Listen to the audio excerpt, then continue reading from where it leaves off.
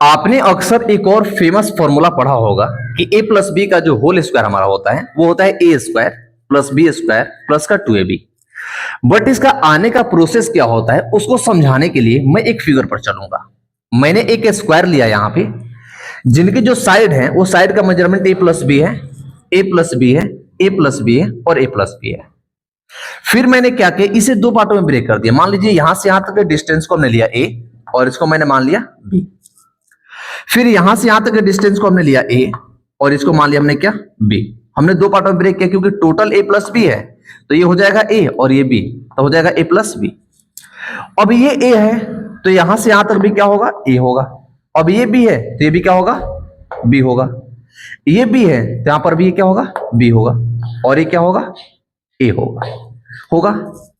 अब एक चीज देखिए, हमारे पास है ए स्क्वायर, ये स्क्वायर बन गया, ये एक रेक्टेंगल बना, ये भी एक रेक्टेंगल बना और ये स्क्वायर बना।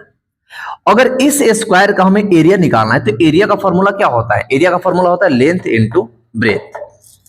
तो अगर हम इस स्क्वायर की एरिया निकाले, यहां से इसकी एरिया निकाले तो इसकी लेंथ कितनी है, ए, और ब्रेथ कितनी है, ए। तो ए का मल्टीप्लाई जब हम ए से करेंगे तो क्या आता है, ए स्क्वायर। तो ये हो गया ए स्क्वायर।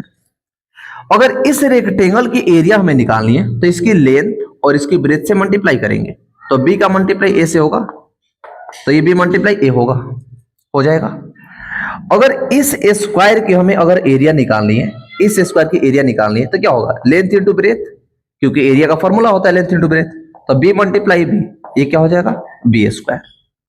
उसी तरह इस रेक्टेंगल की अगर एरिया निकालनी हो तो बी का मल्टीप्लाई ए से, तो ये क्या होगा, बी मल्टीप्लाई ए। हमने क्या किया, हमने एक स्क्वायर लिया जिसका साइड ए प्लस बी था, ए प्लस बी था, ए प्लस बी था और ए प्लस बी था। अब हमें इन सब की एरिया चाहिए, मतलब ये स्क्वायर का एरिया चाहिए, तो इसका भी एरिया, इसका एरिया, इसका एरिया और इसका एरिया, सबके एरिया को प्लस कर देंगे तो पूरे बड़े वाले स्क्वायर का एरिया आ जाएगा। तो हम करते हैं, देखिए इसका एरिया क्या आया था, ए स्क्वायर, इसका एरिया क्या आया था, ए बी, इसका एरिया क्या आया था, बी स्क्वायर, इसका एरिया क्या आया था, ए बी। तो थोड़ा सा लिख लो इसको सीक्वेंस में, A square plus B square plus का 2ab। क्या आपको ये पता चल गया कि हम अगर a प्लस बी का होल स्क्वायर लेते हैं तो ये कैसे आता है, a प्लस बी का होल स्क्वायर, ये इसका तरीका होता है, फॉर्मेट होता है। अगर आप समझ गए तो मुझे कमेंट सेक्शन में कमेंट करके ये बताना कि क्या मैं a माइनस बी का भी बताऊं कि a माइनस बी का प्रोसेस क्या होता है जिससे a माइनस बी का होल स्क्वायर